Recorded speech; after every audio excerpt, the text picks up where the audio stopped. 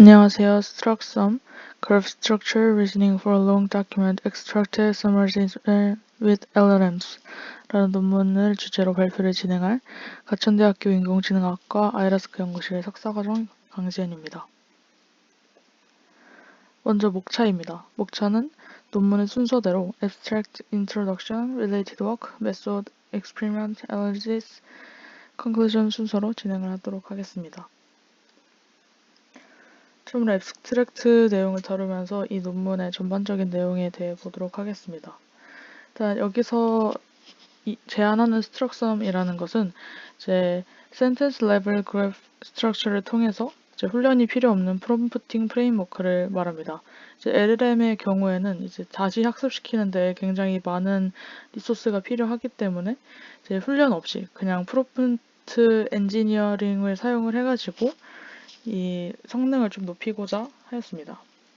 그래서 여기서 제안하는 방식이 세 가지인데, 이제 로컬 컨텍스트를 위해서 이제 NAP, Neighbor Aware Prompting 방법을 제안을 하고, 이제 중요도 평가를 위해서 CAP, Centrality Aware Prompting을 제안을 합니다. 그리고 이제 세 번째로 효율적인 인풋 축소를 위해서 Centrality Guided Masking (CGM) 방법을 제안을 하게 됩니다.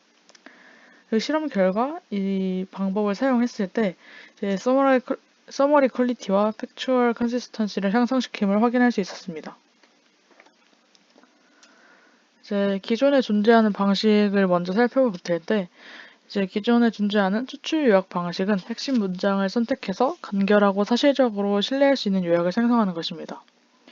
근데 이 존재하는 방식의 단점은 이제 사람이 직접 문서를 보고 이것을 이제 요약을 해가지고 GT값, 그 정답지가 필요했었는데 이제 이거를 만드는데도 시간이 걸리고 이제 노력이 들어가기 때문에 이 방식을 쓰지 말고 이제 앞에서 말했던 이제 훈련이 필요 없는 거를 제안을 해보자 하였습니다. 그래서 기존에 존재하는 방식은 여러 도메인에 일반화된 성능을 보이지 못했는데 이제 또 최근 LLM에서는 일반 요약이 강력한 제로샷 성능을 보여주었다고 합니다. 일단 LLM 같은 경우에는 이제 구조화된 텍스트가 아닌 이제 비구조화된 텍스트로 훈련이 되었고 구조적으로 이제 인식을 하는 능력이 좀 부족하기 때문에 문서가 길어질수록 중요한 컨텐츠를 인식하고 사실성, 일관성을 유지하는 데 어려움을 겪습니다. 그리고 또 인컨텍스트 러닝이라는 방식과 COT, Chain of Thought이라는 방법을 사용했을 때 이게 다른 도메인에서는 추론 능력이 향상이 되었지만 이제 긴 문서 요약을 하거나 할 때는 이제 뭐 프롬프팅에 이런 스트럭처럴 리즈닝, 구조를 이해하는 방법을 통합하는 방법은 없었다고 합니다.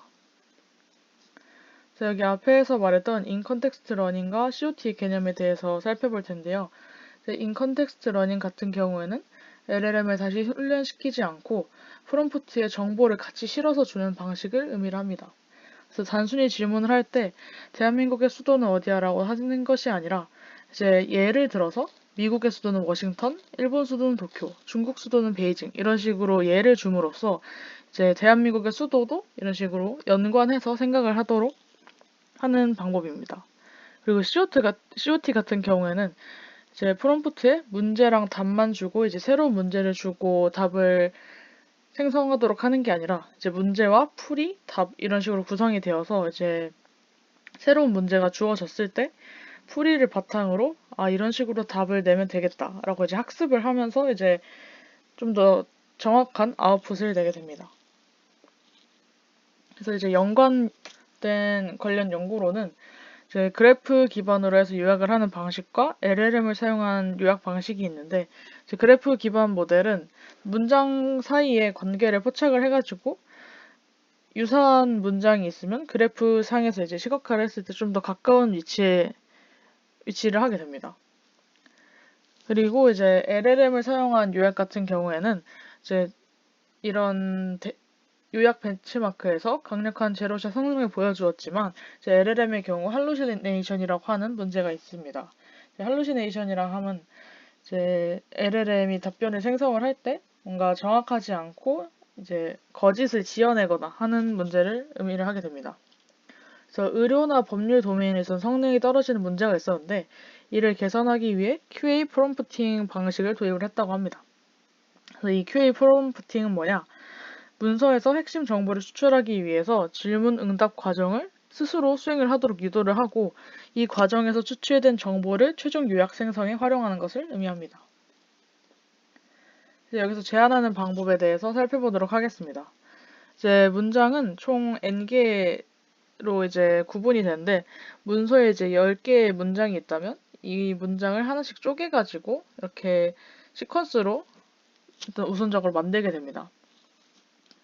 그리고 이제 그래프를 만들게 되고 이제 각 그래프의 노드는 문장에 해당하고 이제 엣지는 이제 그 두 문장 사이의 관계를 나타내는 건데 이것도 이제 뒤에서 말하겠지만 임계값을 기준으로 특정 값이 넘었을 때만 엣지가 생기도록 하는 방식입니다. 그래서 이제 이 목표는 뭐냐? 문장이 n개가 있을 때 그 가장 중요하다고 생각하는 K개의 문장을 선택을 해서 이제 요약문을 생성하도록 하는 것이 이제 이 해결하려고 하는 이제 문제입니다. 그래서 이제 그래프는 문장 간의 관계를 포착하기 위해 각 문서에 대해 스파르스 시멘틱 그래프를 구성을 하게 되는데 이제 스파르스는 이제 모든 문장을 다 연결을 하는 게 아니라 이제 코사인 유사도라고 해가지고 문장 두 개를 비교를 하고 이게 같은 의미를 담고 있거나 같은 문장 형식이거나 하면은 이제 높은 값을 나타내게 되는데 이 값이 높고 이제 임계값을 초과할 때만 엣지를 추가하게 됩니다. 그래서 이게 스파르스라는 개념이고 시멘틱은 이제 이 엣지가 생길지 안 생길지는 이제 코사인 유사도를 기반으로 이제 유사성을 기반으로 결정을 해서 스파르스 시멘틱 그래프라는 이름으로 사용이 됩니다. 그래서 각 문장은 사전 학습된 센텐스 버트 모델을 사용해서 인코딩이 되고 이를 통해서 덴스 벡터를 얻게 됩니다. 그리고 이제 방법을 좀 더 살펴보면 바닐라 프롬프팅은 이제 아무것도 하지 않은 프롬프트를 말을 합니다. 이제 살펴보면은 이제 여기서는 LLM의 명시적인 작업 지침을 제공을 하지만 그래서 구조적인 정보를 담고 있지는 않습니다. 그래서 오른쪽에 보시면은 이제 문장이 총 n개가 있고 가이드라인은 이제 K개의 주요 문장을 선택해라 라는 것입니다. 또한 하단에 보이는 것처럼 아웃풋 포맷을 제공을 해줘서 이제 선택된 문장이 몇 번이 문장인지 이런 식으로 주게 됩니다. 그리고 이제 다음 방법은 Structure Aware Prompting 방법인데 이 방법에서는 이제 추론을 더 잘하도록 하기 위해 인풋에 로컬과 글로벌 그래프 시그널을 통합하는 세 가지 이제 전략을 제안을 하게 됩니다. 이제 첫 번째는 Neighbor Aware Prompting. 그래서 이제 유사한 문장을 통합을 해가지고 이 단기 담화 인식을 향상시키도록 하는 방식입니다. 이제 두 번째는 그래프 중심성 점수를 사용을 해가지고 이제 이제 넓게 봤을 때 어떤 문장이 가장 중요한지를 강조를 하는 방식이고, 이제 세 번째는 구조적으로 중요한 내용만 포함하도록 입력을 이제 필터링해서 중요한 문장만 줘가지고 거기서 이제 요약을 하도록 하는 방식입니다. 이제 하나씩 살펴볼 텐데, 이제 첫 번째 방식은 네이버 어웨어 프롬프팅이라고 NAP라고 이제 되어 있습니다. 이제 앞에서 이제 그래프를 생성을 했었는데 이제 각 문장에 이제 하나만 이웃된 옆에 있는 문장을 나열을 해가지고 이제 프롬프트에 전달을 하게 됩니다. 이 방식을 쓰면 이제 n개의 문장을 짜르륵 줬을 때보다 이 문장은 이 문장이랑 관련이 있는 문장이다 라고 주기 때문에 이제 LLM이 요약을 할 때 뭔가 좀 더 구조적인 정보를 가지고 이제 LLM이 이제 요약을 하게 됩니다. 그래서 보이시는 것처럼 첫 번째 문장은 이웃에 이제 2번, 6번, 7번, 9번, 13번, 14번 이렇게 유사한 의미를 갖거나 뭐 연관된 문장이다 이런 거를 이렇게 주게 됩니다. 이제 다음 방식은 Centrality Aware Prompting 방식인데 이제 앞에 그래프에서 Centrality 스코어를 기반으로 이제 계산을 하게 되고 이제 이 값이 높을수록 중요한 문장임을 의미를 하게 됩니다. 이제 센트럴리티 스코어 같은 경우에는 이제 한 노드가 이제 여러 문장과 연결이 되어 있을 수도 있고, 아니면 뭐 좀 관련이 적어서 하나의 문장, 뭐 두 개의 문장과 연결이 될 수도 있겠죠. 그러면 이제 이 문서를 총 봤을 때 많이 관련이 있을수록 이제 문서에서 중요한 문장이라고 이제 생각을 되기 때문에 이제 센트럴리티를 기준으로 가장 높은 순서대로 이제 텍스트 문장을 주게 됩니다. 그리고 이제 세 번째 방식은 센트럴리티의 값이 큰 것들만 아웃풋에 포함이 되도록 하고, 이제 거기에서 좀 더 양을 줄여서 임기값을 주고, 이제 그 임기값을 넘어가게 되면 나머지 문장은 마스킹을 하고 이제 앞에 있는 문장만 전달을 하게 됩니다. 이 방식을 사용하게 되면 이제 입력 길이가 줄기 때문에 이제 관련성도 효과적으로 처리가 가능하고, 이제 관련이 적은 문장을 주지 않기 때문에 오히려 요약하는데 품질을 높일 수 있다, 이런 장점이 있습니다. 이제 네 번째로 실험 결과에 대해 보도록 하겠습니다. 이제 데이터로는 아카이브랑 펍메드, 멀티뉴스 이 세 가지의 데이터에 대해서 이제 테스트를 진행을 하였고, 이제 하나씩 보면 아카이브는 과학 논문으로 구성된 장문 데이터셋이고 초록이 쌍으로 제공이 되게 됩니다. 이제 펍메드도 장문 데이터셋이고 이 데이터셋도 마찬가지로 간결한 초록이 함께 제공이 되게 됩니다. 그리고 모델은 GPT-4o 미니, GPT-4o, 라마 모델을 사용을 하였고 모두 API 호출로 실험을 진행을 하였다고 합니다. 이제 평가 지표로는 되게 많은 지표들을 사용을 했는데, 이제 루지2 같은 경우에는 요약문의 유창성과 문법적 정확성, 로컬 일관성을 평가를 하게 됩니다. 이제 이 평가 같은 경우에는 GT 값, 그러니까 사람이 직접 생성한 초록 같은 경우나 뭐 여기 앞에서 보면은 그 전체 데이터셋 중에 이제 문서가 하나 있을 거고, 이제 초록이 GT 값이 되겠죠, 이 데이터셋에서는. 그리고 이제 루지2 경우에는 이제 그 두 생성된 거를 AI가 생성한 LLM이 생성한 결과와 사람이 만든 초록을 이제 비교를 하게 되는데, 문장이 이제 두 단어가 만약에 연속돼서 나온다, 그러면 루지2 값이 높아지게 됩니다. 여러 평가 방법을 사용을 해서 평가를 진행을 하였습니다.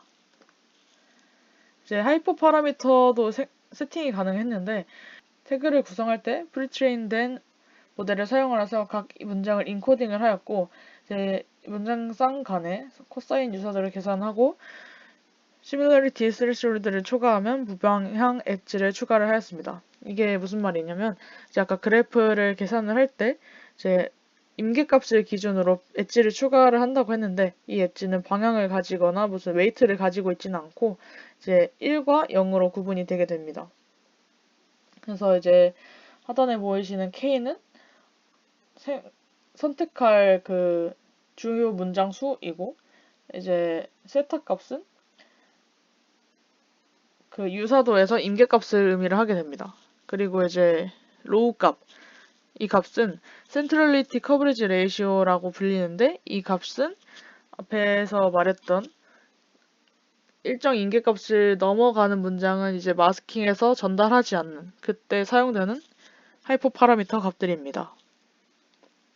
그래서 이 결과를 보시면 확실히 이 사용을 하지 않은 방법보다 이런 NAP, CAP, CGM 이 제한하는 방법들이죠. 이거를 제한을 했을 때 확실히 좀 더 좋은 수치를 보이더라 하는 것을 알 수 있었습니다.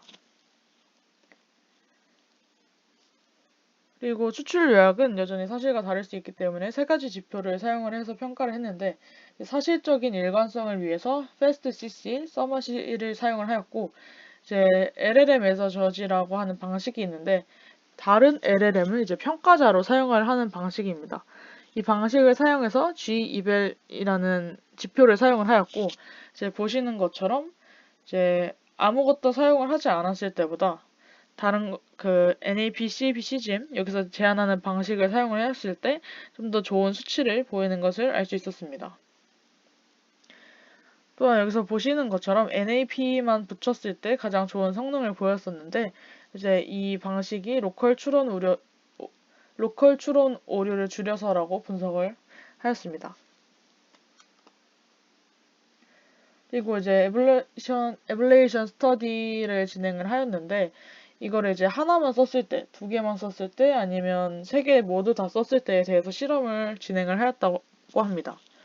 그래서 보시는 것처럼, 이제 보시는 것처럼 CGM만 단독 사용을 했을 때 가장 높은 루지 점수를 달성을 하였고, 이 방식을 사용을 했을 때, 이 방식만 사용을 했을 때 요약된 내용이 원본 문서의 핵심을 잘 담았다고 평가를 했습니다. 또한 NAP만을 단독으로 사용을 했을 때 써마시 값이 가장 높았는데, 이 방식을 단독으로 사용을 했을 때 일관성 유지에 효과적이었다고 합니다. 그래서 이 결과를 봤을 때 이제 모두 다 쓴다고 좋은 결과를 내는 건 아니고, 이제 뭐 도메인에 따라서나 뭐 해야 되는 태스크에 따라서 이제 하나만 넣었을 때 가장 좋을 수도 있고, 그래서 이거는 아마 어떤 문서를 분석하는지에 따라 성능이 다르게 나타날 것 같긴 합니다. 그리고 이제 사람의 평가도 진행을 하였는데, 이제 사람 평가 같은 경우에는 유창성, 뭐 informativeness, faithfulness, overall quality에 대해서 1점부터 5점에 대해서 척도를 사용을 하였고, 사람이 직접 평가하는 방식을 사용을 하였습니다. 근데 앞에서 있었던 결과와 마찬가지로 이제 아무것도 사용 안 했을 때보다 뭐라도 하나 사용한 게 좀 더 좋은 성능을 보였고, 이 사람이 평가했을 때도 NAP만을 붙인 것이 가장 좋은 성능을 보였습니다. 그리고 이제 하이퍼 파라미터 센시티비티에 대해서 말씀을 드리겠는데, 이제 앞에서 말씀을 드렸던 루지에 대해서 좀 더 설명을 드리도록 하겠습니다. 이제 생성된 요약문과 정답, 그래서 앞에서 있었던 초록이 정답이 되겠고요. 이제 생성된 요약문은 이런 방법을 적용을 했을 때 아웃풋으로 나온 요약문을 말합니다. 그래서 이 두 개를 비교를 해서 이제 루지 1은 이제 뒤에 1이 붙었기 때문에 단일 단어가 얼마나 겹치는지를 측정을 하게 됩니다. 이제 루지 2는 요약문과 정답 간에 두 단어가 얼마나 겹치는지를 측정을 하게 되는데, 이제 우측 하단에 표를 보시면은 시스템 1과 시스템 2 그리고 레퍼런스를 기반으로 이제 평가를 진행을 하게 됐는데, 폴리스와 더 건맨만을 봤을 때 시스템 1은 폴리스와 킬드는 다르고 더 건맨만 같아서 4개의 단어 중에 3개의 순서가 일치하기 때문에 4분의 3을 갖고, 이제 두 번째 같은 경우에는 더 건맨만 일치하기 때문에 4분의 2라는 수치를 갖게 됩니다. 그래서 따라서 시스템 2보다는 시스템 1이 좀 더 잘 만들어진 문장이라고 평가를 할 수 있습니다. 그리고 이제 마지막 방법이 이제 마스킹을 해가지고 나머지 문장을 전달을 안 했기 때문에 이제 프롬프트 길이가 되게 줄고 아웃풋도 줄었는데, 이 세 번째 방식 CGM 방식을 사용을 하면 입력이나 지연 시간에 제약이 있을 때 사용하기 좋습니다. 또한 NAP나 CAP 같은 경우에는 모든 문장을 나열해야 했고, 이 1번 문장과 유사한 문장은 뭐뭐다 이런 식으로 다 나타내줘야 됐기 때문에 프롬프트가 전반적으로 길어지는 경향을 보였습니다. 그리고 다음으로는 코릴레이션 어널리시스에 대해서 말씀을 드릴 텐데요. 이제 CAP 방식은 NAP와 CGM보다 유의미한 상관관계를 보여줬습니다. 하지만 루지나 써마시에서는 성능이 떨어졌는데, 이제 CAP 방식이 그래프 내의 센트럴리티를 강조하는 방식인데, 오히려 이 방식을 사용하는 것이 다른 문장을 고려하는 이제 유연성을 제한하기 때문에 이제 문서 생성을 할 때 일관성에 영향을 미칠 수 있다고 해석을 하였습니다. 이제 결론으로는 제로샷 설정에서 LLM을 안내하기 위해 NAP, CAP, CGM 세 전략을 모두 사용을 하였고, 이제 Structure Aware Prompting이 요약 품질과 사실적 일관성 모두를 향상시킨다는 것을 보여줬습니다. 그래서 이 두 번째 거는 이제 문서 전체를 주고 이걸 너가 알아서 요약을 해봐 하는 게 아니라, 이제 뭐 구조적인 방법을 주는 것이 오히려 품질과 사실적 일관성을 모두 향상시킨다는 것을 보여주었습니다. 이상으로 논문 리뷰를 마치도록 하겠습니다. 감사합니다.